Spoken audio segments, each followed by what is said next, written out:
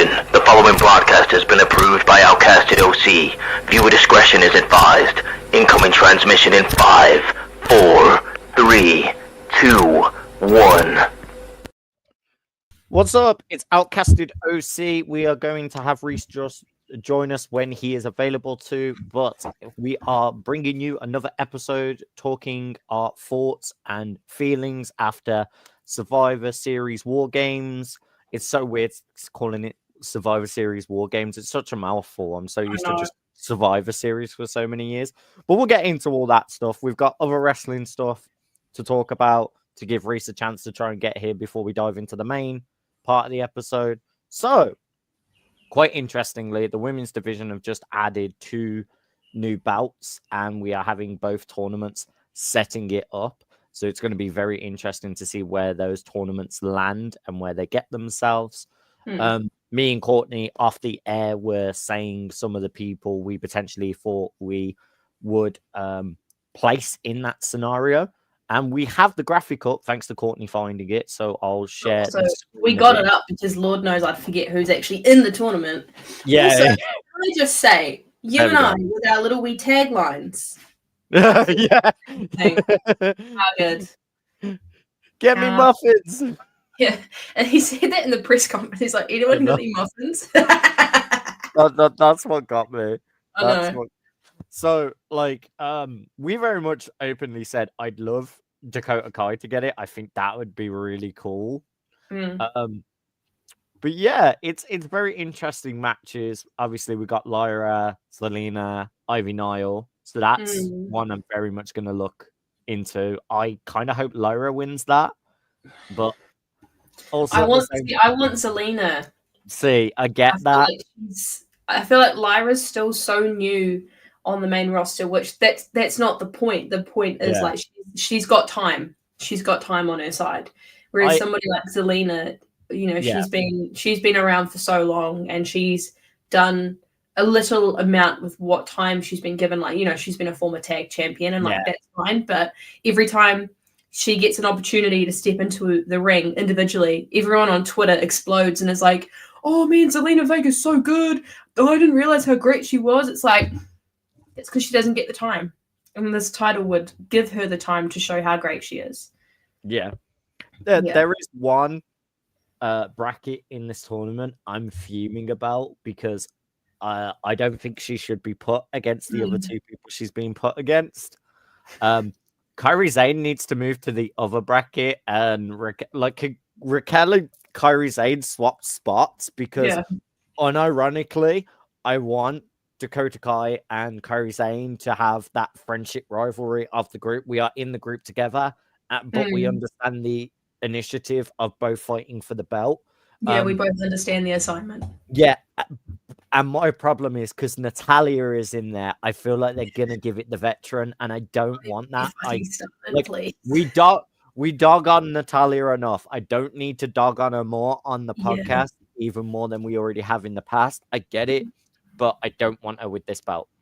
I don't even think it's dogging on her. I think we give constructive criticism. For me, I understand the role that she plays within the division. I completely understand that.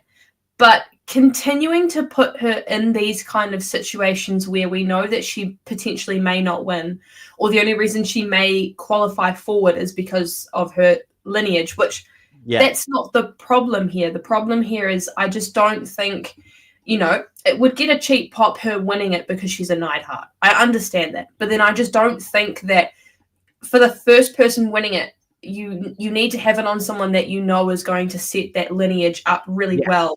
And that's not to say that she won't. I just can't see it for myself. I would like to see her managing somebody in the division. That would be good. Yeah. And I think for me as well, I don't know if it's the same as everyone else. New belts feel right on people that have never held a belt or haven't had that true potential push. So people like Kairi Sane has only ever held the tag belt when she's been main roster, even though she is an NXT champion. Same with Zelina Vega. She's never held a championship belt. Lyra, she's held the NXT Women's Championship, but she's never held a main title. A lot of these talent that have been put in here have never got to have that hold of a proper. There's only 4 former champions in here, like former singles. Yes. You've got Shayna, you've got Raquel, Alba, and Lyra. Yeah. So Kyrie as well, because Kyrie was women's NXT women's champion as singles. So was Raquel. But my more point is main roster wise, a lot of this talent have never even got to claim a proper belt. Like Shayna Baszler, which still boggles my mind that they don't get me wrong, I love Dakota. I genuinely do. I'm so glad Dakota won this, but it still boggles my mind. You put Shayna Baszler in her match and you didn't have Shayna win and get close to the finals because Shayna plays really well in being literally the bridesmaid, never the bride. Yes. She always works so well of getting that close to the belt and then getting it taken away from her. And it's like a driving force for her every time. I've just made the comparison in my mind and I'm so angry that I've made it, but it makes so much sense. The way that Bronson Reed was initially always pushed, but never pushed over that limit. Yeah. Is the exact same thing with Shayna Baszler. Yeah. I would have loved to see her be swapped out with Natalya. Yeah. I would have loved to see that. That's what I'm saying. I think Natalya being in this tournament, it makes sense. But my problem is I feel like Natalya would win. And I think someone like Shayna Baszler should have been put in a different match stipulation in this bracket and still had the chance to win. For me, I think Lyra, Zelina, Ivy, perfect. I think that's a perfectly fine one. I think Zoe, Raquel, and Kaden, that I could change around. Like I would have moved Raquel into the Dakota Kai match because I would have loved to see the Raquel and Dakota going back at it. And Raquel's not gonna be as focused in the match. She's still got all the stuff going on with Liv. But who's to say that she won't win her qualifying match and then we get that as a semi-final match? I mean, that would be They've referenced it on commentary so many times as well. I mean, if we get that as the semi-final, even better. But for me, story-wise, it feels like it's misplaced. I think you don't want to drop that in just for a tournament's sake. I feel like Dakota and Raquel, maybe if Dakota does win the belt, then build to Raquel building herself up as a genuine contender for more gold to be sat on the waist of. But I don't want to see Raquel go over Dakota like that, though. Oh, yeah, no, neither do I. Neither do I. I want Dakota to retain, but, you know, I'm just saying those stipulations, I think I would have been happy if Shayna and Raquel would swap places. I would have been happy if Kyrie as well kind of wins her match and Natalya gets put in the Zoe Stark. Like Zoe Stark, Shayna Baszler would have been in it, and Kaden Carter. I feel like we could have swapped Kaden Carter and Natalya very easily over, and I think that would have been a bigger match to watch. Of you've got Zoe and Shayna, do they agree to go against the veteran like Natalya and pick them off and stuff like that? That's how I kind of see that match. 1 second, Mia's crying at the door. No, it's okay. I see the Christmas tree. One thing I was just going to say. What's that? I see the Christmas tree. You in the festive spirit too. It be there.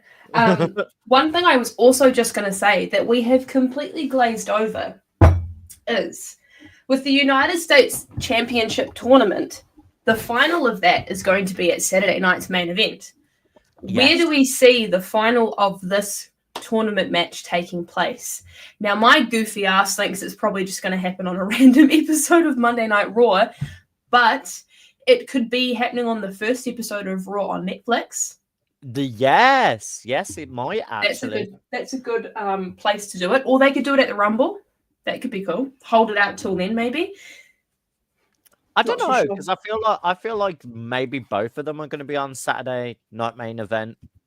Well, because we've got matches confirmed for that already. Have you seen the matches we've got confirmed for the show? Do you want me to run through them with you?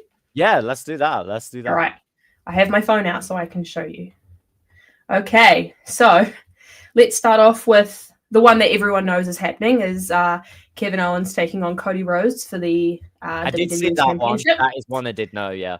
They've just announced 2 on Raw this week. Finn Balor versus Gunther for the World Heavyweight Championship. Give it Finn. Give it Finn. Give it Finn. Give it Finn. I don't care. Just give it Finn. And my year on high. And then we're getting Liv Morgan and Io Sky for the Women's Championship. Oh, give me I know. Io Sky. Give me. Oh. See, a part of me thinks, and we can talk about this when we get into the Survivor Series, like aftermath, but a part of me does think that Liv will be dropping that title soon because I'm sorry. If you give it Io, I Please. get Io versus Rhea rematch. I fucking want it. Mm-hmm. We need it. Like, We want it and sorry, we need it.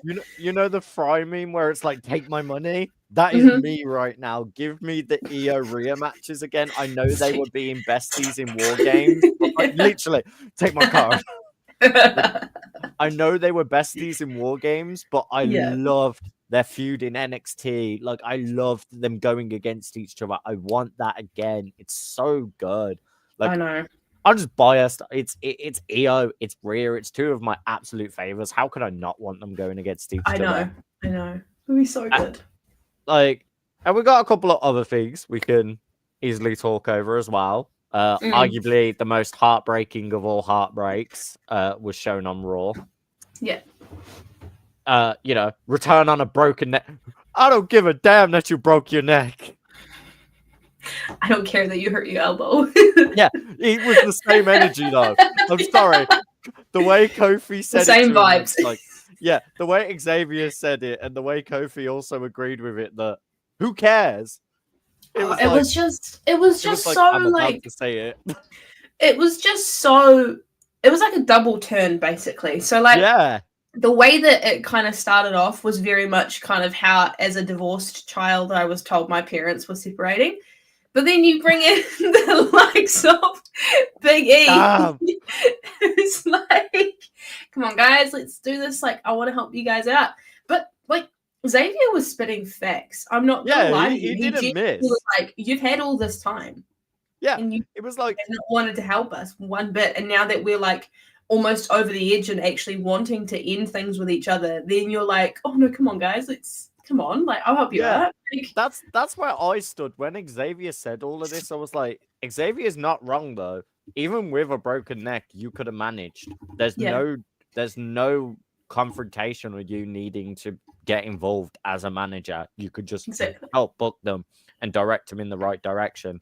Yeah, exactly. You sat away, weren't managing them, and when they're fighting at each other's throat. On the anniversary, you're now coming up being like, oh, I'm going to be the peacemaker. It's like, no. You're not John Cena, all right? You can't do that. Like, I was like, not your fight to fight. I was like, you can't come in and fix problems. You've also helped cause because you've let these guys simmer on each other and go absolutely savage against each other. They've both openly spoke about you and their feelings about you, about like, oh, this is why E never let you lead. And stuff like that, like how Kofi said that. That's going to play on Xavier being like, well, why hasn't he come out and said that to me? There's been so many times where he has been referenced. Exactly. So many times that he could have come back and he has waited said, until the very last moment. Yeah, and he never said anything or he never came and clarified any of it. He just sat and waited for it to happen. And I loved the way Xavier just said, you're wasting our time. Get the hell out of the ring. And just the way, like, it broke my heart. We've never properly seen a true heel New Day in my eyes. And I think this is the right direction to see it. I think they could be huge as heels. And what I was going back to when I was talking about that double turn was it initially looked like Xavier was going to turn on Kofi. But then Kofi turned on E. It just I love that. Yeah, I love that Xavier finally broke it down and got into Kofi's head with everything he was saying. Like, no, you genuinely need to listen to me. My anger is coming from how the fact of I've stood by you and yet you're trying to lean on the guy that's not been here. And the storytelling in that whole segment, absolutely perfect. The storytelling in that whole feud has been good too. Like, yes, and another segment, I think you're also in the same standing as me because we are going to talk about your Lord and Savior, Mr. Seth Rollins. I have so much love and respect for the most recent promo they did. Man was spitting fucking facts, I swear to God. Bro, the fact he turned around and said to Sami Zayn, don't you preach to me about smacking a chair on the back of Roman Reigns because you did the exact same. And the fact that he was like, you want to talk about family? We've wrestled together for 20 plus years. I've treated you like family.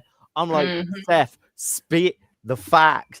Tell him about himself. And it was. You guys, this is the thing: is people have been hating on this man for so goddamn long. But like the tattoo on my arm, I have stayed consistent with this man since day fucking one. And everyone wants to come and go around ahead and say, "Oh, Seth Rollins cut the best promo of his life. He's spitting facts, bro. He's been spitting facts since day one. You guys are just fickle as fuck, and it's so annoying just constantly having like." You know, my back hurting from being the backbone of this Seth Rollins fan club for people to come in and out of this revolving door all the time. It's like, dude, pick a lane. I've been on the fan club since he did the heist. Like, I've always been there following him. Like, Jay bitched out to Roman and then reteamed with him. Sammy did the same thing. Jimmy did the same thing. Like, so don't you dare sit there and say anything about family, and don't you dare sit there and say anything about the monster that he created being Roman Reigns. Yeah, you had to play it too, Sammy. Good luck. You helped said monster that made you like, and this is what I don't get. So Kevin Owens is so bitter and angry at Cody Rhodes for like aligning himself with Roman. Why the fuck is he not gone for Sami Zayn? Why is he not? Because Drew's just got for him. That's why. I know, but that was also perfect. I needed that. But still, that was really good. It's weird for Drew to go from Punk to Sami Zayn, but I'm here for it. I want to see where that progresses because I feel like them two are going to have some very interesting promos, especially because once again, Sammy's going to be booked as the underdog in that scenario. Because we haven't seen very much come out of those two before. Exactly. So that's what I'm quite interested in to see to where it could go and where it progresses. I will say though, I think 2025 or 2024 has been the year of the justified heel. Oh, how many like versions of that have we had? We've had Drew, we've had now Kofi and Xavier. Like, we've had a couple of other justified heel. Oh, Kevin as well, too. Like, you see what they're doing, and you're like, huh? And then when they explain it, you're like, kind of agree with you, buddy. Like, I see what you did. Finn Balor. Yes, that's true. One of the most justified heel turns I've ever seen. How can I forget your Lord and Savior? Yeah, exactly. One of the other very interesting ones that I would say is a justified heel turn, but obviously it's a promotion you don't really watch. New Japan, Shota Umino. He put basically all the pressure of New Japan and said he was going to be the face and the chariot of New Japan. He was going to be the next Hiroshi Tanahashi, and he was teaming up with Tanahashi, and the fans hated him for that because he was constantly losing. So they constantly kept booing him and hating on him. So he basically turned into the I'm going to be what everyone hates then, and starts just beating the hell out of everyone in his matches now and being savage to everyone and says he doesn't care anymore. He's gonna carry New Japan whether you like him or you don't like him, and that is such a good heel turn. Then you have the questionable ones. Sonata turned heel on Just Five Guys to join War Dogs, and don't get me wrong, I love it because he's now in War Dogs. But like, make it make sense. Those guys had your back. Like, you got kicked out of freaking Los Ingobernables with Naito and everyone, and you joined Just Five Guys to get better. You got a championship run out of that because you beat Naito. The guys backed you your whole championship run. To you start losing. You didn't do good in your Super Juniors and your G1s. So then you join War Dogs. Like, what? Man's just a faction hopper at this point. Literally, he's a homie hopper. I kept saying this. I was like, arguably, I think Sonata is one of the most consistent to change factions in New Japan. It's so crazy. You're like, why?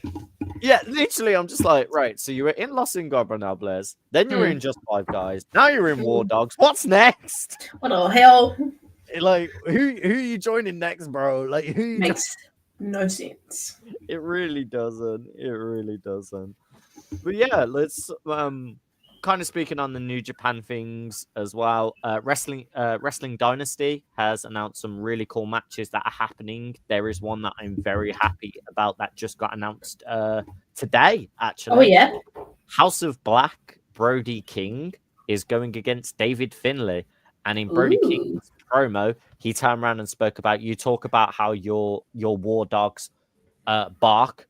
Well, I'm a dog that bites.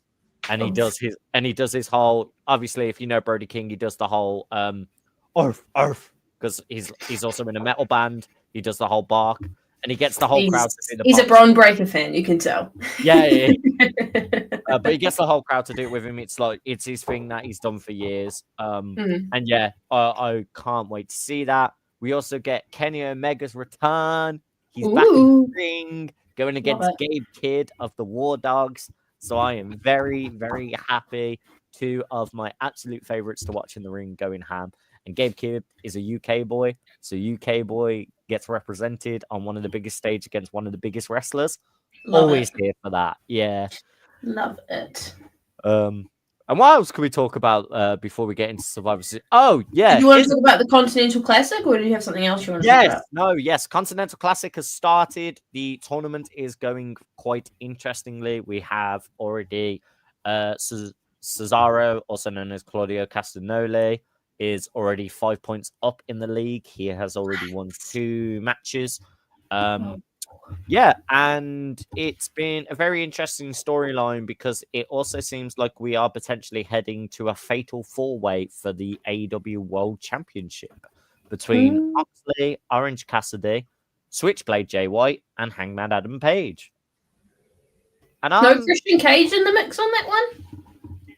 No, but I think Christian Cage is going to cash his contract agreement in to make a championship match, and I think he's going to turn it into a fatal 5-way on that pay-per-view. Where I think Moxley is going to literally get beaten down by everyone, and I think Christian's going to cheat, steal the win. Fair enough. I don't blame him.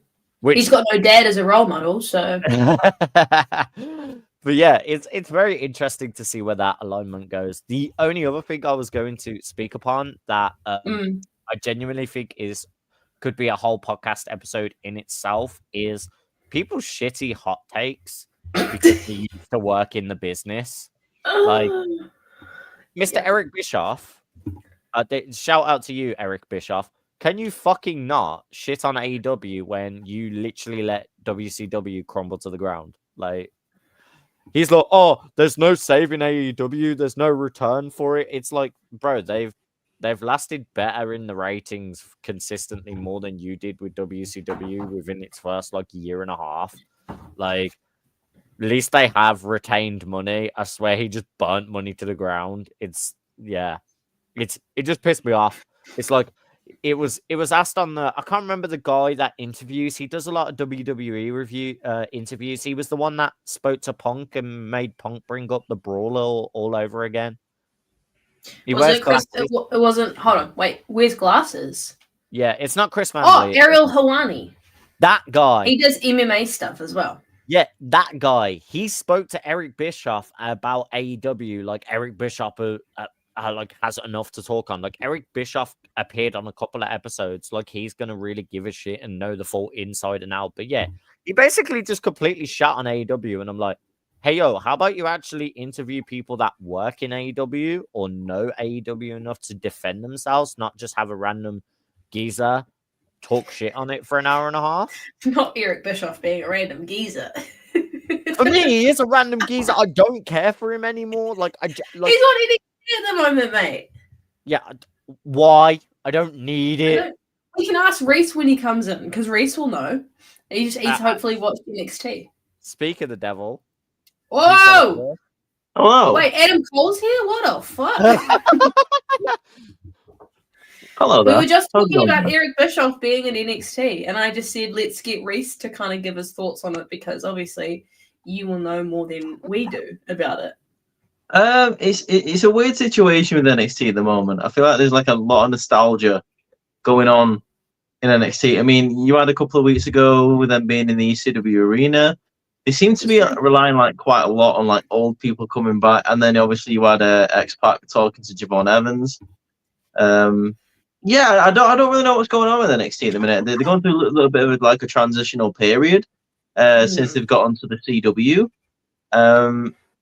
So I think it's too early to say with Eric Bischoff, but I think they're gonna have to tread lightly with it because like Shawn Michaels has been really good at booking, planning for the future, and at the moment this is a bit of a step in the wrong direction for me. I don't want to rely on nostalgia acts to do anything in NXT. You've got a deep enough talent pool there to like to not rely on that.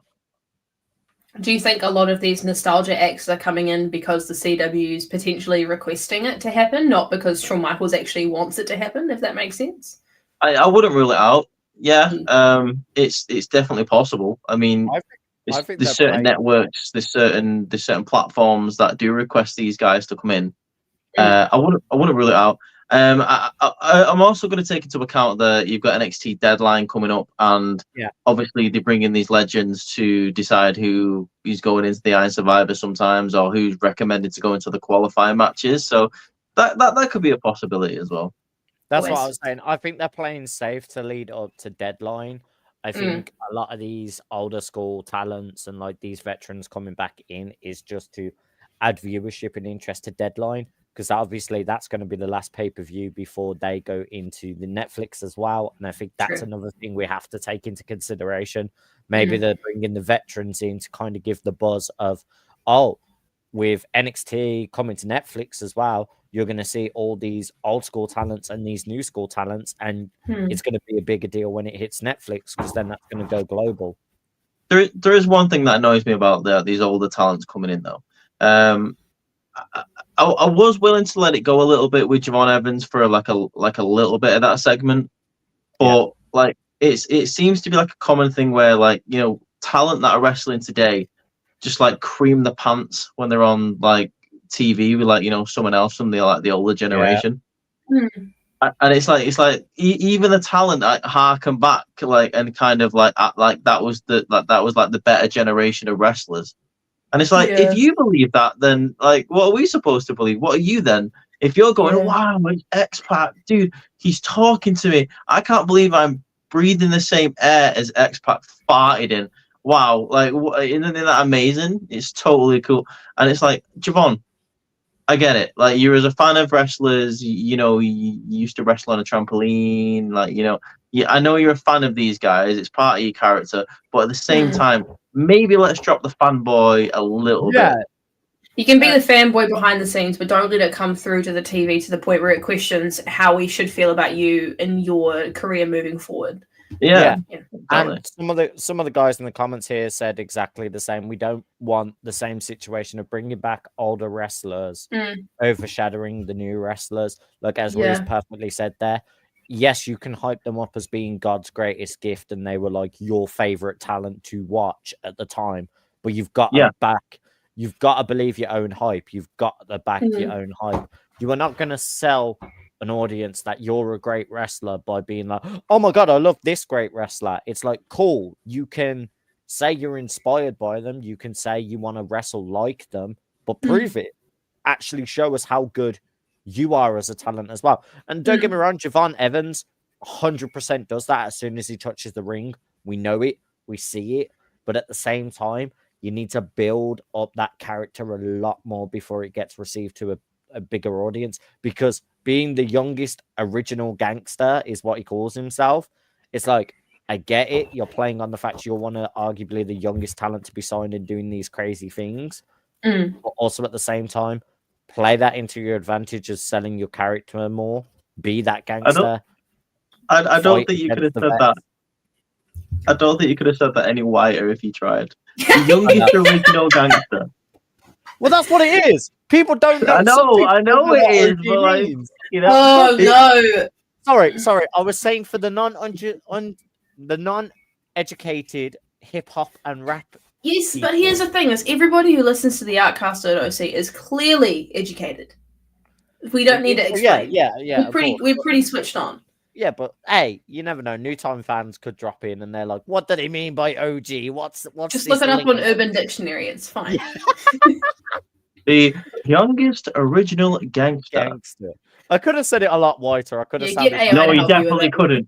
You definitely No, couldn't. You pronounced every T in that fucking sentence. Hey, look, seeing as we're all here now, let's move on to the meat and the potatoes of the real reason why we are here. Shall the we? After Survivor Series, Afterthoughts. The last pay-per-view until what, like February now? No, because they're Oh, no, technically May. trying to Talk about market that Survivor Saturday Series night. yet. No, because we've been waiting we waited for for you. Jesus, it's been half an hour. We've been talking about other stuff. Yeah, we talked Fair all enough. about the news and stuff to hold out for you. You know, we I care appreciate about it. you and want your opinion Anyway. as well. As I was Thank saying, you. I think they're trying to market the Saturday night's main event as like kind of, they're not trying to market it as a PLE, but they're trying to build it up so it's got a good card on it. So that could potentially be seen as one, but it's not necessarily just because I was gonna say I get the idea of trying to sell it like a PLE, but I just can't. Like the old Reese will understand where I'm coming from. The old school wrestling fan in me just sees that as another show that they used to do all the time, where it's like Saturday main event just used to be its own kind of show, and I'm like, cool. I understand they might try and explore it again, doing it as a PLE, but it's not going to have the same thing as the original. So Saturday night's main event was like basic for anyone who doesn't know. Saturday night's main event was a thing to advertise wrestling between at the time was like the big four pay-per-views because you didn't have Raw or SmackDown to do like their weekly TV shows. You'd have like things like Saturday night's main events. Sometimes you'd have like this Tuesday in Texas and like it's stuff like that. Yeah, you'd have like specials, and then like a little bit later on, you'd have like your like in your house stuff. Like to kind of like to fill between Rumble, Mania, SummerSlam, Survivor Series. Like you'd have these type of things. All right, so let's just go off the consensus that this is the last big show we've got until the Rumble. Let's just I thought it under-delivered. Survivor Series. Yes. What? I thought a great card. I thought a very entertaining show, but for your go-home show to end the year on, I was a bit underwhelmed by there weren't any bigger surprises or any bigger like crazier moments they could have unveiled with the story. And I think a lot of my initial thought process was, wow, last year's one, we had Randy return, we had CM Punk return. Like, I don't know, my brain just kind of had that moment of like, I really wanted to see some cool twists and turns happen, or like someone help Solo's bloodline and get involved, or other things like that. But here's the thing.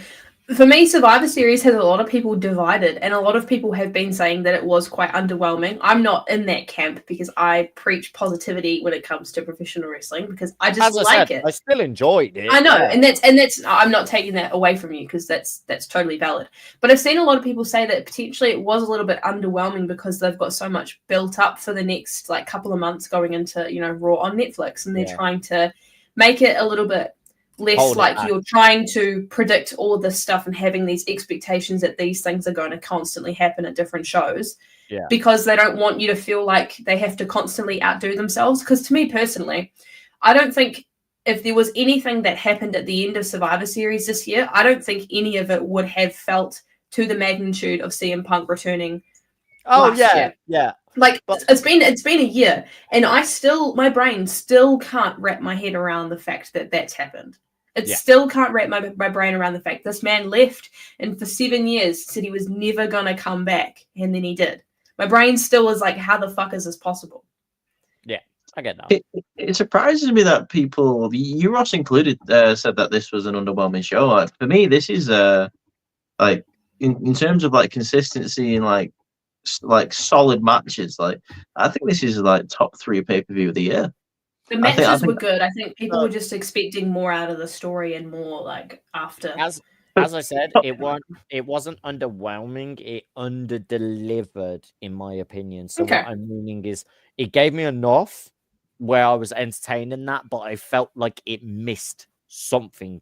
I'm not saying like in general I was expecting like a huge return or anything like that. I just feel like the flow of it and the pacing of each match felt like there was a good chunk where you could have put something in that would have just elevated that little bit higher. For me, and I don't know if we're all going to agree on this, but I think they should have pulled the trigger with the briefcase. Honestly, I think Tiffany should have done it then and there, but because she would have been the first and only ever woman to cash in a War Games and win. Can I say one thing to your point, though? Yeah. I see them holding off till Mania because there has been no woman who has done that at WrestleMania yet. We've only had 2 men do that at WrestleMania. And I think they are holding off so that she can be the first to do it. Because whether or not you wanted to admit it or not, at the time, a lot of people did say that Tiffany Stratton winning the briefcase was a waste of time. I was not one of those people because I see the potential that she has, and I see how WWE, and I've been saying this for such a long time, sees her as the next Charlotte Flair. And what better way to cement her as that by having her be the first one to cash in at Mania? Would I have liked to see it be done in a War Game scenario? Absolutely. But I feel like that potentially could have got lost in the shuffle with everything else that happened later on in the evening. So how about we kind of maybe go through match by match, and then we can kind of, if we have any other thoughts, we can kind of jump like glaze over as well too. Okay, so should we just start with the women's match then? Yeah. For me, match of the night. Like, no joke. I know a lot of people there were a lot of botches, and there were some women that didn't deserve to be in that match. Like, I saw IWC, and I'm like, bro, shut up. Like, it's who was saying that this person didn't deserve to be in the match? Oh, people are saying Nia doesn't deserve to be in the match. She was gassed out within like the first 5 minutes. They were also saying Bailey looked really sloppy. So did Tiffany. I'm like, you do realize some of these is their first ever War Game scenario. This is them going like what? I think the match on its own is like 40, 50 minutes on its own because you have to wait for everyone to get in. Do you know how hard it is to keep that much of fucking gas going and then still do all your spots and remember? Your cardio has to be so good. And you've got weapons involved and you don't know where everything's going or what could happen. Anything could go wrong in any moment. Like, just don't be a dick. Like, it was a great fucking match. Like, I enjoyed every spot. Like, sorry, yes, I'm gonna state it. I thought it was absolutely hilarious. A fucking toilet seat got involved because that is just a unique weapon I have not fucking seen involved in a wrestling match in however long, only on indie shows. And I thought that was funny. And Tiff and Io doing the spot of the Swanton, and obviously my bin moonsault that I enjoy every year when I see it. It wouldn't be a War Games match without the bin moonsault. Fact. And this time she had it painted even better. That was good. I've seen people say if WWE sell a trash can that's painted like EO Skies, they will buy it. I'll buy it. Imagine the delivery charge on that. The delivery charge on that would be so much more. Oh yeah, it comes squished. Yeah. Like it's like the ones that you see on Temu, and it's like, this is what you get when it's like arrives. Yeah, it's that small. Wait, you mean to tell me EO's that small? Yeah. But like, yeah, I think every woman in that match delivered. There were really cool spots. Shout out to Rhea doing matching war paint with her husband. I think that was absolutely awesome. She looked incredible. Yeah, the gear looked cool. Always looks good. I mean, the mask was a bit weird, but also cool. The hook? The horns just didn't look right. I thought they would have stuck out more, not like wrapped to the back of her head, but I got the idea behind it. You saw the vision. You saw it. Yeah, I saw the vision. I liked it. It was cool. I love it. Did you see that she got her annual pull-ups in while she was in the cage waiting to get in? Yeah. She makes that a routine now. That's very much a her thing. I know. They're like half pull-ups, but that's fine. I won't judge. I can't do a full one anyway. There's no full range of motion there from her, but that's fine. I don't discredit Marby. She was fantastic. Yeah. Let's go, Reese, because we've waited on you. Let's hear your thoughts on the first match. I thought this match under-delivered. To be honest with you, I didn't enjoy it. I think it was easily the worst match on the card, but I'm not saying that because I thought it was a bad match.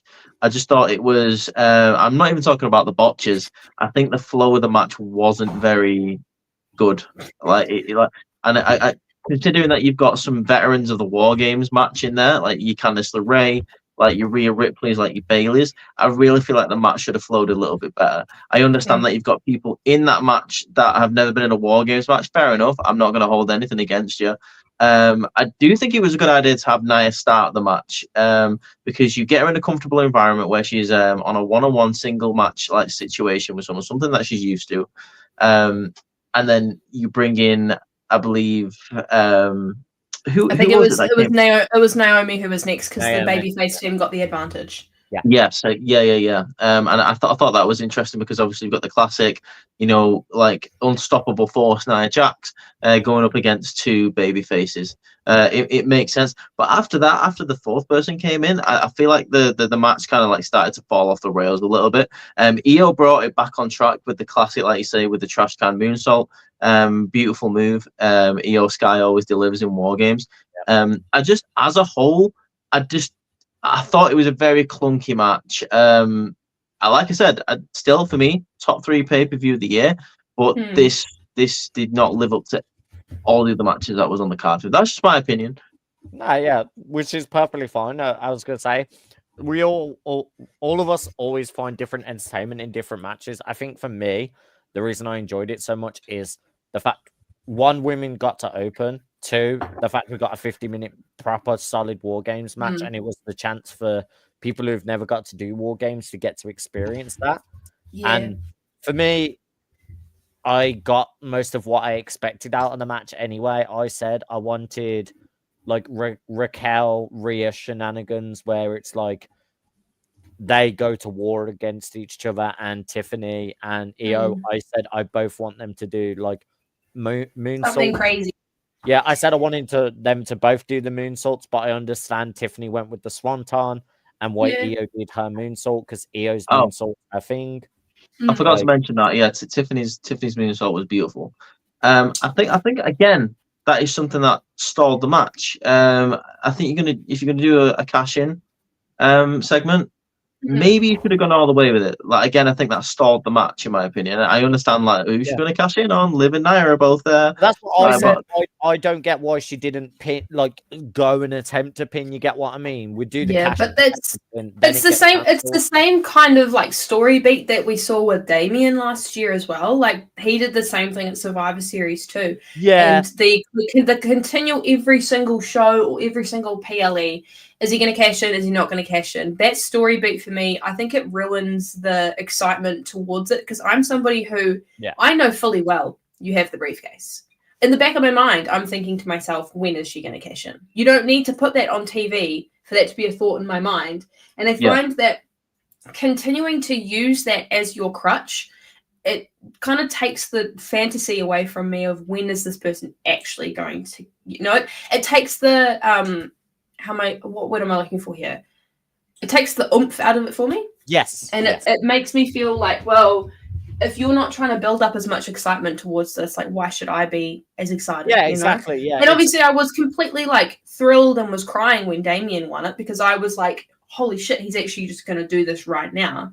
But I just wish they would kind of stop using that so much as a story beat. We all know that she's got the briefcase. We don't need to be reminded every 20, 30 minutes, I think the real question is, I think, just to add on that in case you're going to move on, Ross, I think, like, have we gotten to the point, have we jumped the shark now on the Tiffany Stratton and Nia Jax storyline? Because at this point, I feel like... Well, for me, I'm going to harken it back to a storyline that I wasn't invested in, but I was at the very start. I'm going to harken it back to the LA Knight and Bray Wyatt storyline, where you have a situation where I said at SummerSlam, it was interesting. I like the fact that, it's a different dynamic. You've got a best friend situation where one of them holds a briefcase and one of them's a champion. Interesting. Now, essentially what happened with LA Knight and Bray Wyatt, I feel like we're seeing the same segment on SmackDown every week, where Nia's mean to Tiff, Tiffany backs down, stares at the championship, has a chance to cash in, doesn't. Nia notices that, gets angry. I feel like I've seen that situation about at least 7 times, No, but they've added the element of Candice LeRae in there too. I think we're completely with that storyline now. They've added the element of Candice LeRae, and you saw this all play out at Survivor Series. Tiffany was going to go in, and then Candice went ahead and was like, "Nah, I'm going to go in and help Nia out." And so that adds that jealousy factor for Tiffany to be like, "Am I still as close with Nia, or is she trying to replace me?" Like. That gives her that doubt and sets that in, and I think that's also how we maybe see Tiffany turn babyface if she actually kind of gets pushed out of the group by Candice and Nia by default, but by Candice as well. God, do you know what? And I agree. I do think the Candice LeRae thing has injected a little bit of like a new dynamic. It's a new layer, I think. Yeah, into the situation. The last thing I want is Tiffany Stratton turning babyface from this situation, though. I don't want that. I don't think a character like Tiffany Stratton works as a babyface. She's an overly privileged daddy's girl. That's not been really flushed out on the main roster, but her character is she's an overly privileged High School Musical style Barbie, like who has a rich dad. Like that's not a babyface character. I can't relate to that. Like, you're not supposed to relate to it.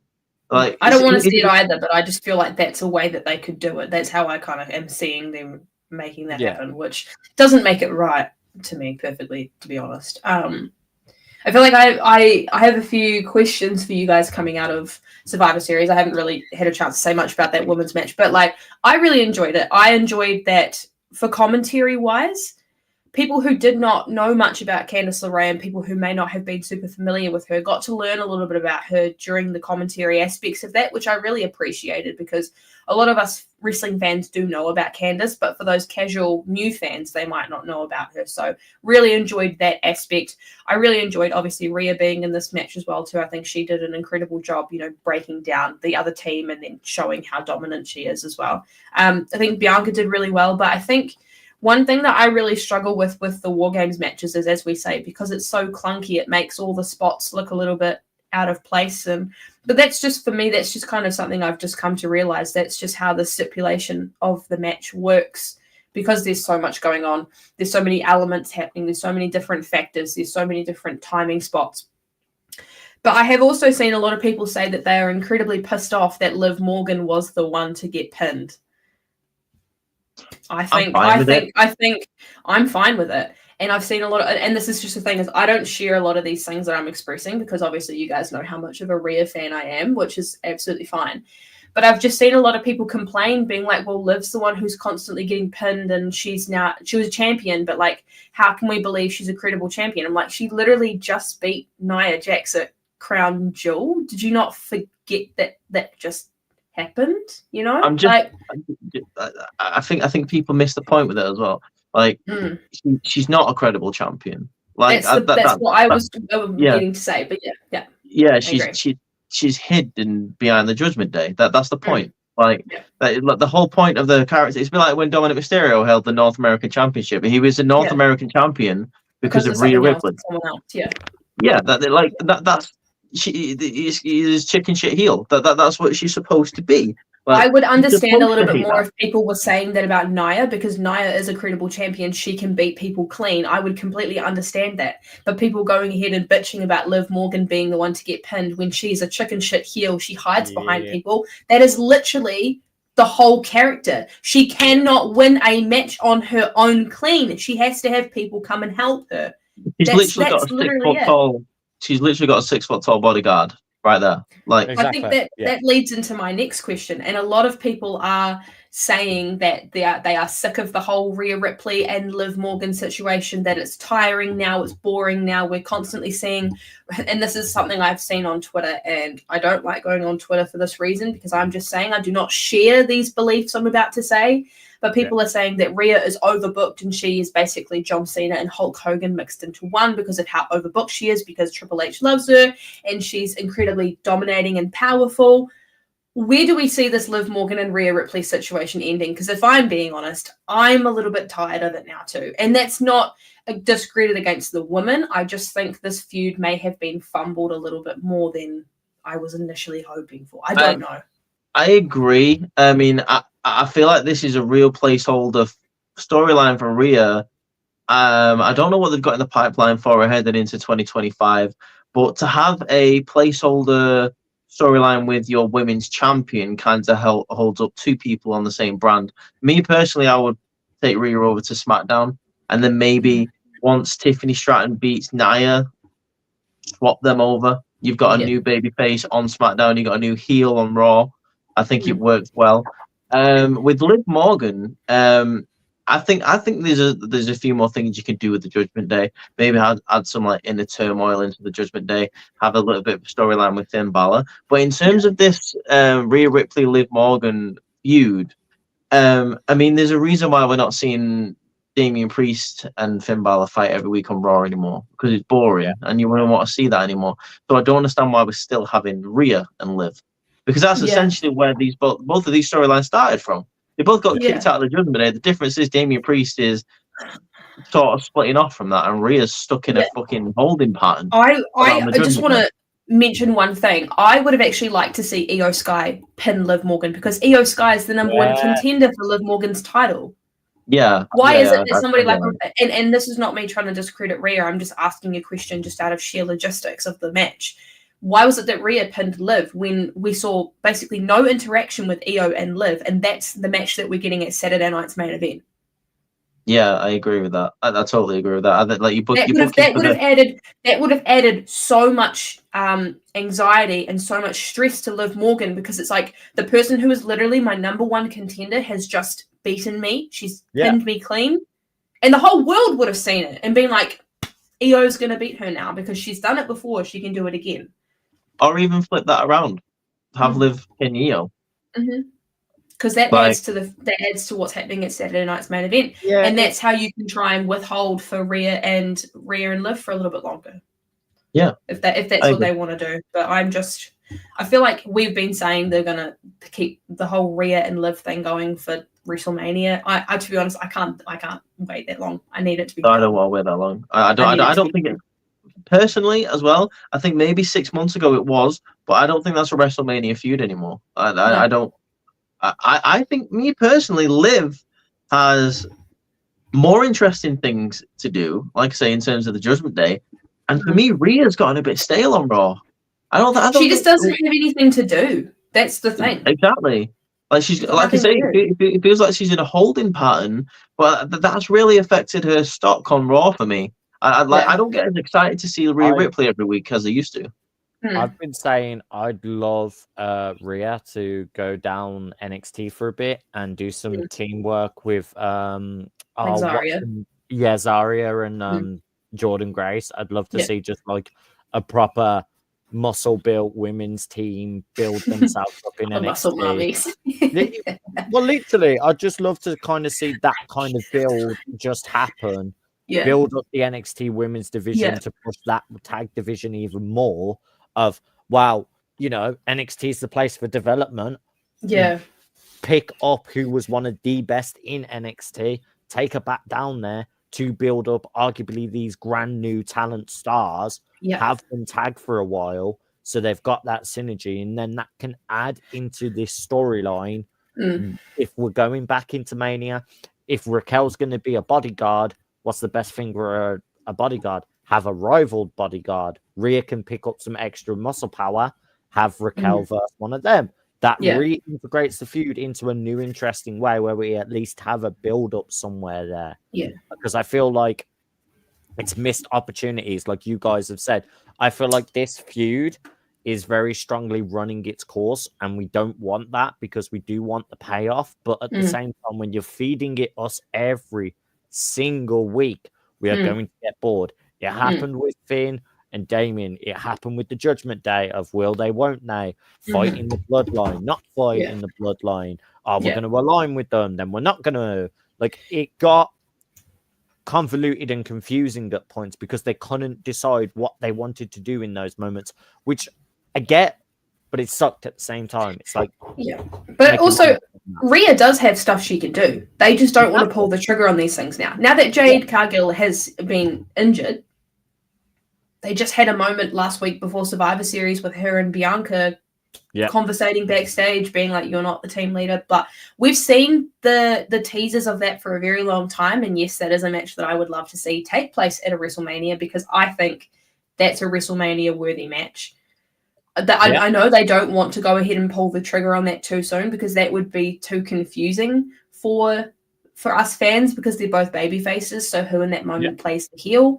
I think we just have to wait and see where this whole Jade Cargill injury storyline is going and who was the one that injured her. I've got a couple of different names in my mind, and if they want to go ahead and show us who did it, that would be fantastic. I want to see the camera footage of who did it so that it's kind of like a you got caught out moment. But have we got anything else we want to say about the War Games women's match before we move into the next one? What if Rhea it wouldn't surprise me. It wouldn't surprise me. That would be cool if Rhea did it. That would be cool. That would give a lot more to do for her, and I think that would re-establish like a Bianca Rhea feud again.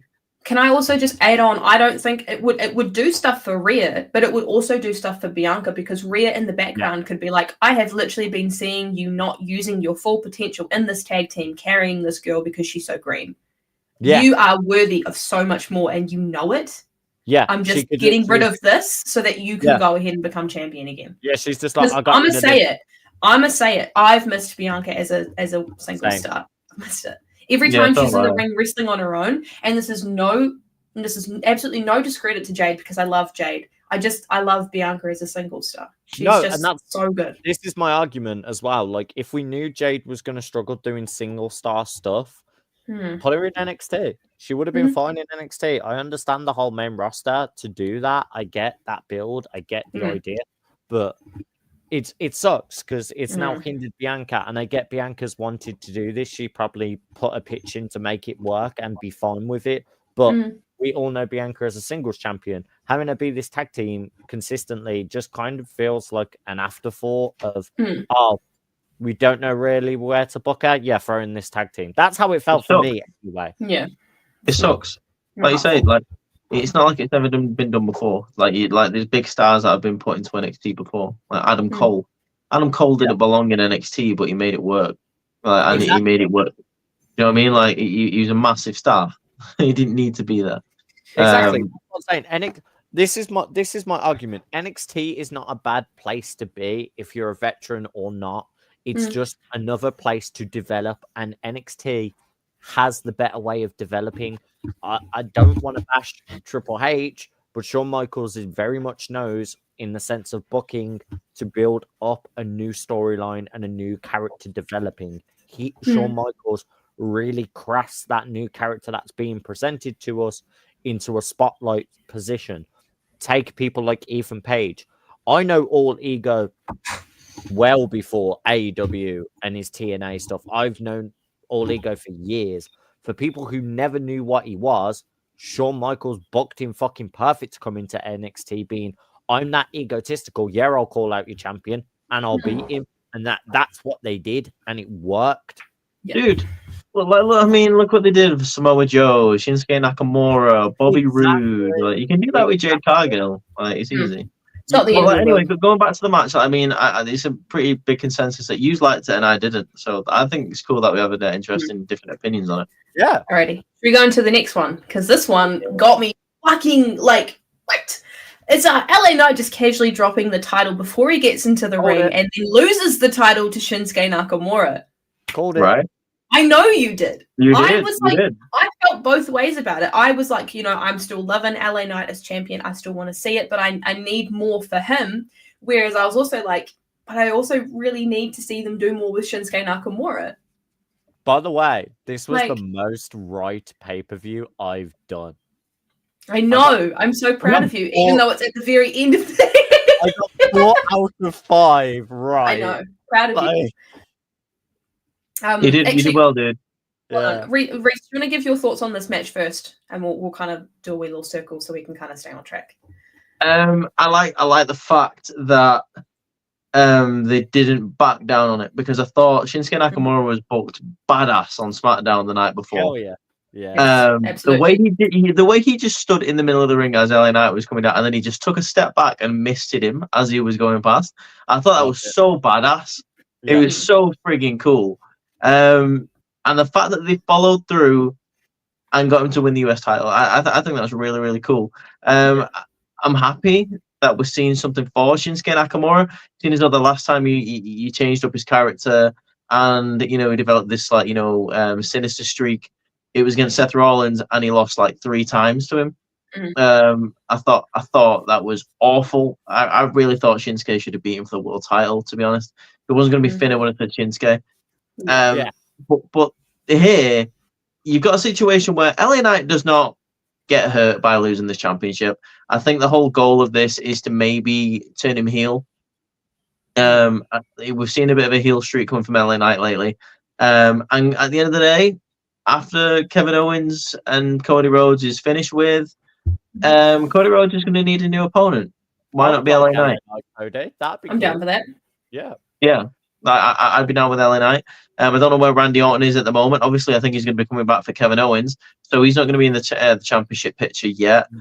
Throw LA Knight in there until maybe the Rumble or Elimination Chamber. Well, they've also been saying The Rock's apparently not going to be at Mania next year, so we could see Randy and Cody happening at Mania. There we go. God for that. Sorry, not sorry. I didn't want him or need him in this situation. I don't care for him either. I understand why people want that, because the storyline and obviously The Rock walking out and saying all 3 of you that was stood in the ring, you're dead now. I get the intentions and want that there, but I don't want it to take away from the opportunity of other people at Mania. There are other people that deserve Mania spots and need spotlight on their talents and their storylines more than The Rock. I mean, we'll get to that at the end of the match, because I do have a theory. I have a theory about that. Ross, what did you think of the US title match? So I fell asleep. Oh God! I woke back up to seeing Shinsuke win. I rewinded it back, watched the whole match. Literally loved it. I think quicker than I expected. Loved that the Kinshasa got the win as well. That re-established Shinsuke's finisher is deadly. Also, Shinsuke's new look, and I have really grown to enjoy the new theme song. I like the edgier bass tone for his heel with it. All I want from this is they build it right of him being the old school New Japan Shinsuke that he was when he was Dark Nakamura, where he was literally, he was pure MMA, heavy hitter, didn't give a crap if he hurt you or not in the ring. He would keep going until he won that match. And I want to see more of that. And I think we're definitely getting that. Like, as Reese said, him doing the mist, I thought looked badass. And it really played into the more sinister side of where Shinsuke is going. And also, personally, the look he's going with now genuinely gives me Anakin Skywalker, like Revenge of the Sith vibes. Like, very, I know I shouldn't be evil, but I am now. And this is what I've now accepted kind of look. And I'm here for it. Fair enough. I agree with your point in saying the match was quick. I don't think it needed to draw on very long. I think Shinsuke Nakamura in the last couple of weeks of being back has done enough to get into LA Knight's head, where LA Knight was just not on his game during this match, and it was evident. You could tell he dropped the title before he got in the ring. That in itself told me that he was more than likely dropping the title. Commentary were making comments about him not being on his game either, so you could seriously tell that Shinsuke had gotten in the head of LA Knight, which is exactly what needed to be done. Whose game was it? It wasn't LA Knight's. I'm somebody who you guys have obviously come to know through doing the pod with me, that I'm just a stickler for a good story. Like, I just need to know why. Yeah. I just want to know why the character changed for Shinsuke. I just want to know why this deeper, darker version of him has come out, and I'll be sweet. I was saying this last week. I feel like hopefully they can maybe explain it on this week's SmackDown or something in a vignette or whatever. But I would love to kind of just find out, okay, you've been that fed up for so long that you have not been able to do things your way and become champion. This is why you've gone to how you've gone to. Once I know that, I'm sweet. So they started to allude to the backstory of it on Survivor Series in that match before it started, where Michael Cole mentioned it about like saying, "Oh, this is a lot more of a darker side of Shinsuke. We're now seeing this as a completely different version." And Corey said, from his understanding, Shinsuke went back to Japan and started meditating and finding his roots again. And it was in that meditation he found something that was buried deep inside him, and this is what he's unlocked, and this is now what. But it's different when you hear it from the person who's gone through that Yeah, experience. of course. Commentary can do their absolute best to fill in the blanks for me, but unless I hear it from Shinsuke's mouth himself, and then I won't feel truly satisfied. Yeah, so what I was saying there with that is because we've now got context to the backstory, I think we are going to see vignettes that play into that backstory and actually see it, especially if we get it like the animated style that we had when Shinsuke was doing the promo against LA Knight. If we get it in that context, I'll like that a lot more as well. Yeah. Any other thoughts on this match before we move into the next one? No, I'm alright with it. I just kind of like the fact that like Shinsuke is kind of like a Ronin now. Yeah, like really a samurai without a master. Like he just kind of just does his own thing. He is his own master. Yeah. Really cool. Exactly. Let's move on to the Intercontinental Championship match. Braun Breaker, Ludwig Kaiser, Sheamus. How do we feel? Chef's kiss. I hated the outcome. I love how you both had two different reactions at the same time. I hated the outcome. I hated how the end of the match happened. I loved the whole match until the end. Genuinely, for me, I had my heart broken because I genuinely thought the ref counted 3 on Sheamus before the Ludwig pull away. I genuinely, my heart, my body, my soul popped out of my chair. I was like, he's done it! Like, screamed. And then fucking saw Ludwig pull him in the last literal frame. I'm like, yo, I'm done. Like, He got you. I wanted to throw my controller. It was the most time I've ever been fucking duped in a wrestling. Like, I got pure kayfabe, like, broken my heart moment. And just to see Sheamus then lay his back down for Braun the way he did, I was like, bro, I can't go from the highest of high. Figured Sheamus has finally done it, finally been a grand slam, to no, this fucker just lost on me. God damn it.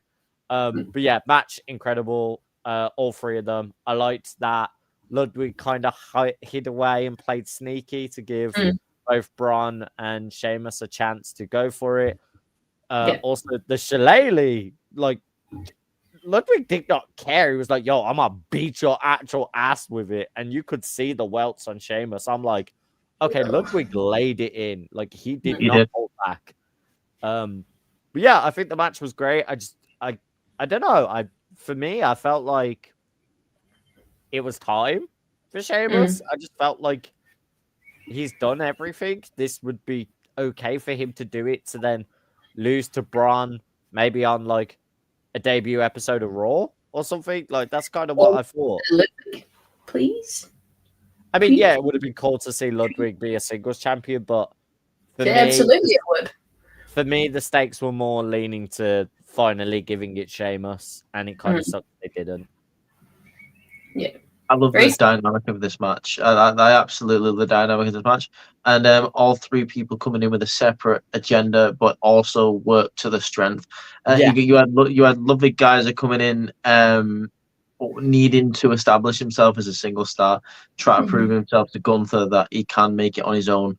That he is also an integral part of Imperium, and he isn't just like riding off of Gunther's coattails. I love Sheamus, kind of like the desperation to finally capture the IC championship. Sheamus doing what he does best in triple threat matches, really just being the rock, like the solid piece of that equation. Being really, really like smooth with both of these guys, but in different ways, like throwing it down with Braun Breaker, but at the same time being able to take the punishment from Ludwig and work with a smaller guy in comparison to Sheamus, like, which is saying a lot because Ludwig Kaiser is not a small guy, but compared to Sheamus, a lot of people are. And then you have Braun Breaker, like the champion who is trying to establish himself as a like solid, like he wants to be one of the greatest intercontinental champions of all time. Try to beat back these 2 contenders that have really been coming after him for the past couple of months. I love this match. I thought it was great. In a different way, I would say this was just as good as the Drew Sheamus Gunther triple threat at last year's WrestleMania. Yeah, I really enjoyed it. I really love the different dynamic, the different fighting styles. Obviously, the European style of Ludwig, the brawling style, the Europe again kind of European but more UK style of Sheamus, and just the athleticism and just pure powerhouse of Bron Breakker all work so well together. And I would have loved Sheamus to win here, but for me, I personally I don't know if it's Sheamus's time yet. I think it would have been a mistake to take it off Bron Breakker so early again into his second IC title run. I think we need to give Bron Breakker a little bit of a longer run with that championship. And then I definitely think Sheamus needs to win that before he retires. But I wouldn't have pulled the trigger now. I think it should be on, like you say, like a special episode of Raw. Or maybe in Sheamus's last match. He wins the title and retires. I think that'd be dope. I don't think Sheamus' retirement is coming anytime soon. But as for this match, I enjoyed every single bit of it. I wouldn't go as far to say as this might be the best match on the card for me, to be honest with you. Yeah, I think technicality-wise in the ring, I think it was pretty good. I don't really have any other thoughts to mention within this match other than what you guys have said. I think it was pretty technically sound. I do see like these three being the ones to hold the IC title. I do think we definitely are going to see Sheamus get it off Bron, and then I do think that Ludwig is going to take it off Sheamus as well. That'd be cool. I think that would be cool. Yeah, I think that would be a really great way because all three of these guys deserve to be the champion at some point in time. They really do. It adds a different layer for me, especially with Ludwig. And the reason why I'm pushing it so much is because of his whole dynamic with Gunther at the moment. Gunther is telling him he needs to stand on his own and he needs to be his own man. And what better way to do that than win the title that Gunther so famously has held for the longest time in history, you know? Yeah. One of the smoothest, best moves of the night was when Bron Breakker was running around for the spear and Ludwig caught him with a baseball slide. Yeah, that was sick. Unbelievable. That was fantastic. I loved that move. Really good. I also loved the dodge of the obviously Sheamus trying to do his big boot kick that he does into Bron, fully just going, okay, nope. Yeah. Like, yes. Yeah. Yeah. I was like, okay, I love that. That was sick. Yeah. Okay. Speaking of one member of Imperium, let's move on to the next member of Imperium. Let's go with Gunther versus Damian Priest for the World Heavyweight Championship. Ross, start with you. Thoughts? For me, this was the weakest match of the night. Because I didn't care for the whole fucking interference before it. Oh no, Judgment Day of beating up Damian. He's shoulders damaged, so he now can't legitimately fight Gunther. Like, I don't need that because that's twice now you've made it come across like Gunther's slightly weaker, that if Damian wasn't screwed out of opportunity, or if it was Damian fully fighting at 100%, Gunther would lose, which is not the case. No. Like, you just needed them to be both full strength, go fully at it, and Gunther legitimately like win that match and have Damian have a legitimate loss. Not this play into Damian's shoulder is completely screwed throughout most of this match.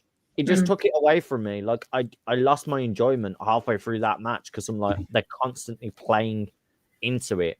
I like Finn coming for Gunther after. I thought that was very cool because now it's like finally Finn's like, yeah, Damian, I've screwed you out of it because I now want the belt. I'm going for Gunther. He's almost gone a step over Damian. He's like, I don't care about you anymore. Like, I'll deal with you when I exactly. Yeah, this is more important, being the title. But yeah, I just think it soured me to Gunther, which I hate because I shouldn't be upset of Gunther winning, but it did because it's like, in the back of my mind, I'm like, well, yeah, of course Gunther was going to win because Damian's got an injured shoulder the whole time. Yeah. Like, took you out of it a little bit. Yeah, and I don't know if you guys feel the same. You're probably going to say completely very different, polar opposite. I thought the match was still great. I think there was some really awesome spots in it, but I don't know. Just parts of me were like, oh, he's going to, at random points, the shoulder's still bothering him, and he's going to sell on it, and that's going to what's going to cost him. Yeah, I agree. Before I move on to your thoughts, Reese, because I know you'll have some, I very much just echo the same sentiments that Ross does. I don't really have anything else to add, and I feel like Ross pretty much summed up exactly how I feel. So, Damn, how okay. did you feel about this one, Reese? One word that I'm going to say that really comes to mind when I think of this match, and that is intriguing.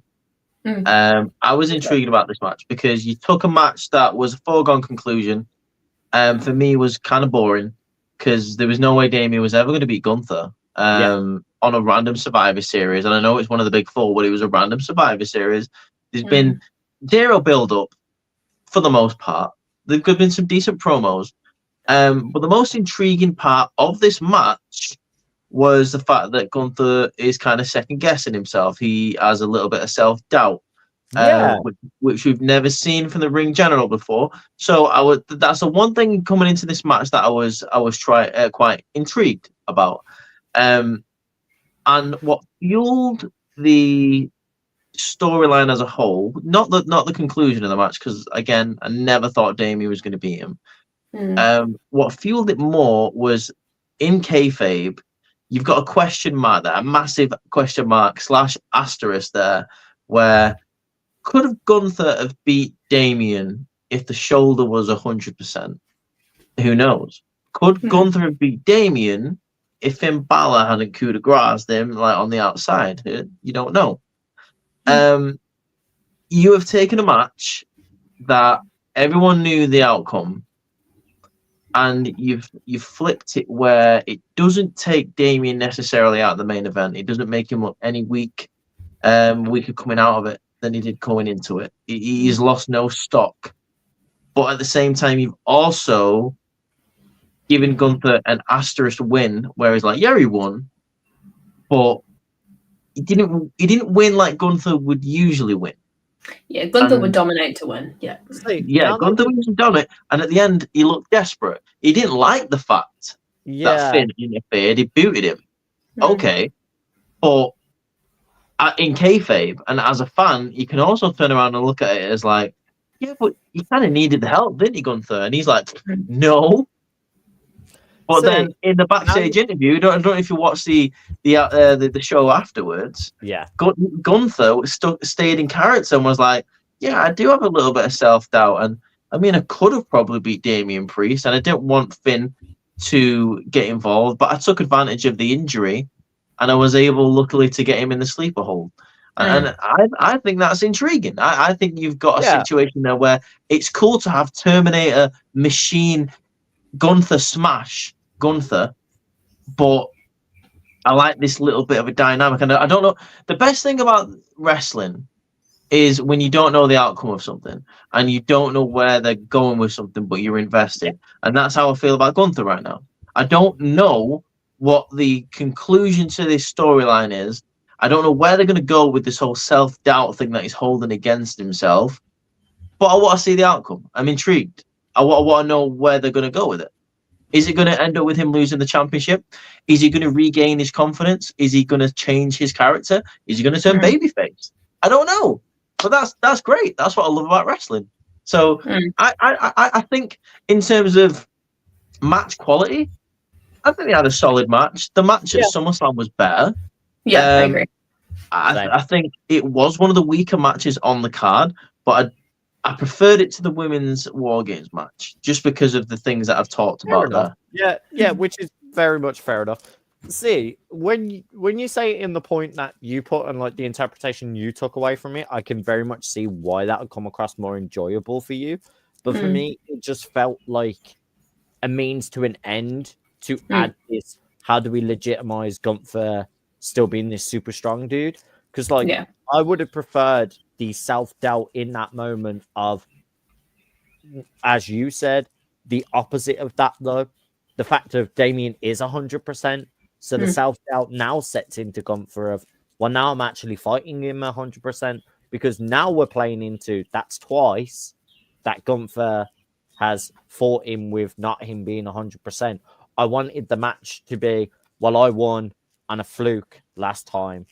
I want it to be no fluke. I want it to be Gunther either knew he was going to win or the doubt starts setting in of the, oh my God, no, he is 100%. What do I do? And that's where the build-up stuff could have happened. Like you said, there was like no build. They could have built into that. Like the most build we had was Damien's really, really good promo against Gunther being like, I know everything you're going to say about me. I know how you're going to call me out. So I'll call you out on all your stuff. That's all we had. So I'll pose this to you. And I understand what you're saying. But if Damien had have gone into that match 100% and Gunther would have beat him, all the self-doubt would have been over. Because Gunther could turn around and go, "Oh, well, I did beat him, so I'm shit hot. I'm still great, so I don't have to doubt myself." But now there is again an asterisk on the victory. Gunther's like, "I beat him, but I still didn't beat Damien at his full best." And I think psychologically wise, like I won't say it's an evolution in Gunther's character, but it's a chink in the armor that we've never seen before. We've never seen Gunther like doubt himself since he's been in WWE. Never done that. He didn't even doubt himself against Ilya Dragunov, and that's his biggest rival. I think for me, it was more. There's the chance of I would have loved to see the Ring General's ego go as big as it did, like when he was in NXT UK, to finally underestimate someone to the point where like, oh, I'll just keep doing the same thing, and then it'll pay against him. And I think we were slowly getting that with Finn anyway. And I think we will get that with Finn of the, oh, well, I've fought you before. Yeah, you still beat me, but I pushed you to your limits. And I think this new version of Finn, having everyone that will help him cheat and win, I think that's where the self-doubt will come in. Because Gunther, more and more, has slowly been getting rid of his Imperium. And this is the time he needs Imperium to help him. Like, you threw away Giovanni, you've been getting more and more pissed at Ludwig because Ludwig's not bringing you results. You're slowly killing a group that would more than help you fight against Finn. And I think that's where this storyline could scale a lot better. Is the self-doubt, is the, oh shit, I'm getting rid of my group when my group made me my strongest. I see where you're going with this, and I feel like me and you are almost there on the same point. But like, what I'm trying to say to you is, I would like that to be the end goal. But I think this here helps you get to that end goal because you need something like this to continue him having self-doubt. Because if he went into this and then beat Damien clean and then went against Finn, there's no self-doubt there. Because he's beat Damian Priest. He's beat Damian Priest, who has beat Finn Balor. So, like, do you know what I mean? Like, you facing someone lower down the totem pole. Yeah, I definitely see where you're going with it, and I get that a lot more now. Like, especially the way you've like presented like how it's played out. I think at the time, just having that situation of, oh, here we go, Damien's gonna get attacked again. I felt like for me, it did the exact opposite of where you said wrestling's unpredictable in those scenarios. For me, seeing Damien get injured like that, I was like, wow, perfect outcome now. Even more, Gunther was going to win. Yeah, like I'm glad that everyone's got something to do after this. I think Damien's going to take a couple of weeks off TV, I think what I took as well from it. Yeah, he's going to take a couple of weeks off TV because he was about to say segment where he got his arm smashed. Yeah, which I think he needs. I think he's maybe keep Damien off. Maybe keep Damien off TV to the Royal Rumble. I don't know. Like keep him off for a little bit. See him return at the Rumble. I'd like that. Yeah, exactly. You've got nothing to do now with him, so you might as well keep him off TV. You maybe got Finn heading into the world title picture now because he's got a beef with Gunther, and then you got Gunther with this whole storyline. So I think everyone came out of this situation with a plus sign next to the name. Very good. Alrighty, let's move on to the final War Games match, that being the men's War Games match of OG Bloodline versus the New Bloodline. Hell yeah. Reese, would you like to go first? I mean, I can chip in like when you were talking, but like the one thing that I'll say about this match is just one word, sorry, 2 words, one name, Jacob Fatu. Yeah, 100%. Carried the whole fucking thing, man. He in this, this was a star-making performance from Jacob Fatu. Mm-hmm. Unbelievable. Like he was absolutely unbelievable in this match. And he didn't even do some of the high spots. Like you had Bronson Reed do a high spot and you had Jimmy do a high spot, but Jacob Fatu commanded that ring. Like with his presence, the fact that he was the difference maker in every situation. He was the Solo Sikoa of the original Bloodline. Yeah. And like he was the difference maker. Whenever Roman's team was on top, and like the God were getting taken down by the the faces, they would turn around and get absolutely smashed by Jacob Fatu by himself, or he would be the difference maker going in the ring when Solo stopped Tanga Loa from coming out of the cage and he sent Jacob in. Jacob just absolutely wrecked house. I 100% think that it should be Jacob versus Roman at some point. I don't know if it's going to be the Rumble or it's going to be at WrestleMania. I don't know. We need to see a Jacob versus Roman though. Yeah. I loved the fact that Jimmy got a lot of love in this match. Oh, 100%. Also, the freaking movie hit. Like, yes, exactly. The corkscrew. Yeah, I can't remember what it's called. It's like a really specific move. It's like a North Star. I'll find it on Twitter in a moment. But no problem. I like the fact that because Jay has like held the conversation all year. I love the fact that Jimmy got some love in this match. Like I say, you had the corkscrew moonsault that he did when he first came in the match. You had the high spot where he did the Uso splash off of the cage. I think that Jimmy got a lot of love in this match. I love that. Bronson Reed, I wouldn't mind him sticking around in the Bloodline. To be honest, that would be cool. I'd like that. Yeah, I mean he's got nothing to do on Raw at the moment, to my knowledge. So I wouldn't mind him sticking around in the Bloodline. I don't see why not. He's half Samoan. Screw it. Solo Sikoa. Solo Sikoa. You what? Sorry. I got the name of the move. It's called Whisper in the Wind. Oh, the Jeff Hardy move. Yeah, the like corkscrew turnover like flip that he did. Also, right. Okay. Can we also talk about, as you were saying there, about Solo and everyone like that? Put respect on two people's names because they both got injured for the fucking game. Bronson Reed and Jimmy Uso. Like, yeah, man. That showed like commitment. They went for their spots. And like even Solo went crazy for some of the like interactions he had as well. Solo sold his ass off in this match. Exactly. That's what I'm saying. He really committed to show like, yes, he can sell the fuck out of moves when he is hit hard. Yes, like I think he did well. For me, like the low point of this match, and I don't know if this is, I don't know if this is a an insult or I don't know. I don't know how to describe what I'm about to say.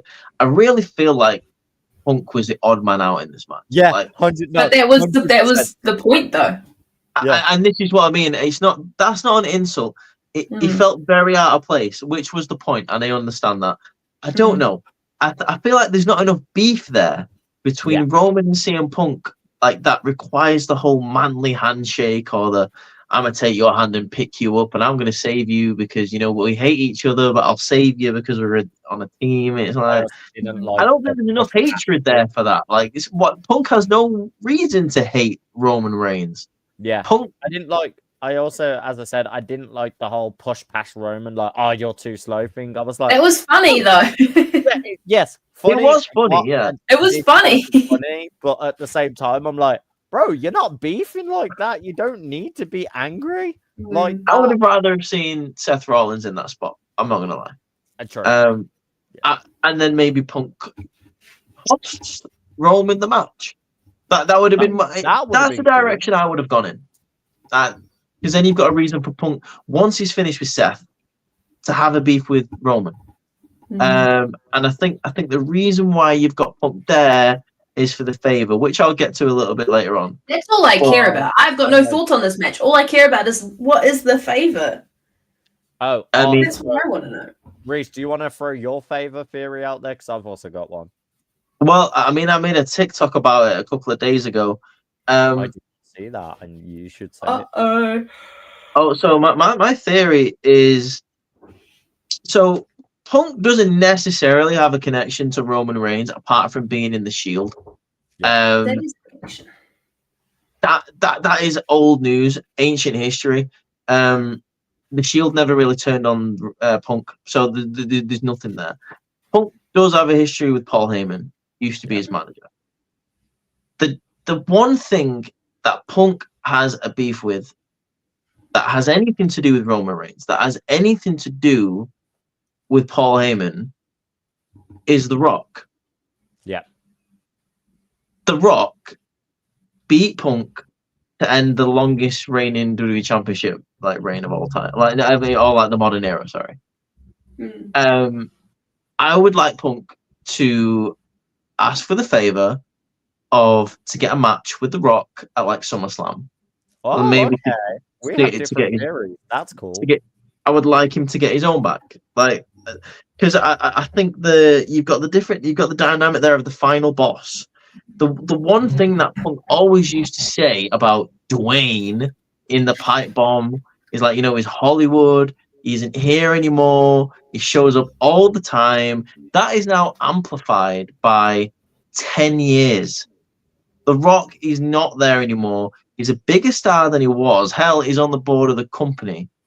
Punk disappeared for years. He is back. He's full pro WWE now.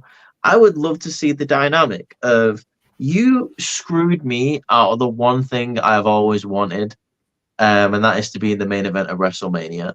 You are here now doing the same to people like Cody Rhodes. You even disparaging your own cousin Roman Reigns now just because he decided to be his own man and do something right and create his own head of the table vibe without the final boss, without your permission. I would love that dynamic of The Rock going, listen, you weren't important to me back then when I beat you. That match was about me versus John Cena. You were nothing. You were never going to be part of that. And you mean even less to me now because you're not even a champion and you're a beaten down old man who I'm in better shape than, and I'm older than you. I want to see that dynamic. I want to see them two on the microphone just go at each other. And you build that up for months and months and months, and you have a match at SummerSlam. I would love that. That'd be fun. That'd be cool. I like that. I think it'd be great. And it makes sense. Paul knows The Rock. Paul knows Roman. He knows his family. Punk used to be managed by Paul. It makes sense to me. So my theory was Roman's going to go off TV for a bit, disappear, or the Royal Rumble. Comes to Rumble, wins the Rumble, Punk comes out. So you know that favor. I want your world title shot. Takes it from Roman. Oh, okay. Well, and then that's what I think builds the feud between a Roman Reigns versus CM Punk going into a SummerSlam. Is Royal Rumble happens, and then Roman obviously gives CM Punk the title opportunity. CM Punk wins that, and then I think Roman gets resentful at the fact of he's now sat there like, well, I was the longest reigning champion. I wanted to add to that length by doing a second time. I completely agree. Yeah.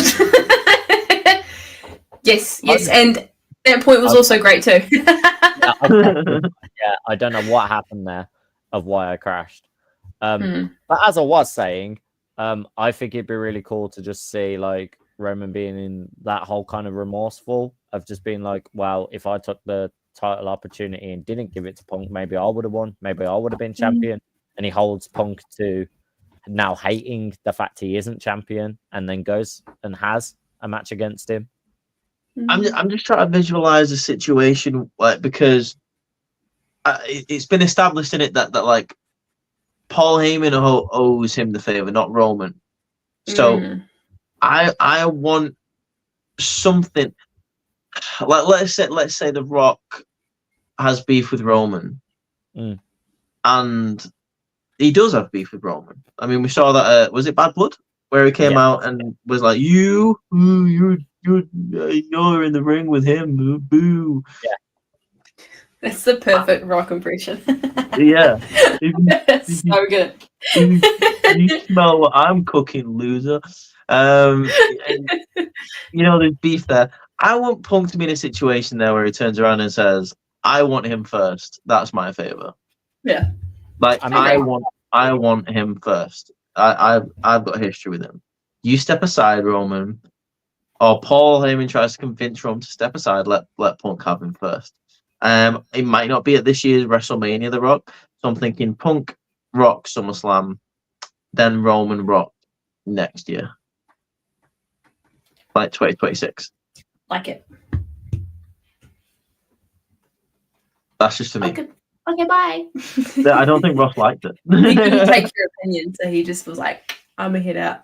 I think those are good theories. I think selfishly, and I know this is never going to happen, and I'm just going to keep it short and sweet. I feel like the perfect favor was if they are going to turn CM Punk heel is to realign him with Paul Heyman. That would make my childhood heart just so happy, but I don't see it happening because I would love it though.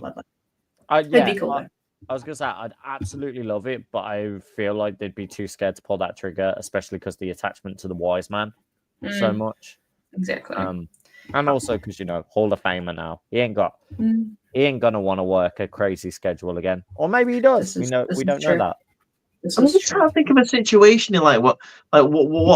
I mean, that the whole Rock thing is the only thing I could think of because I'm trying to think of a situation where what does Punk gain from having a favor from Paul Heyman? Because Roman, he hasn't won the Royal Rumble yet. I don't know if he is going to win the Royal Rumble. He isn't a world champion. He isn't a number one contender for a championship. Roman has nothing to offer Punk. So the Rock thing is the only thing I could think of. Fair enough.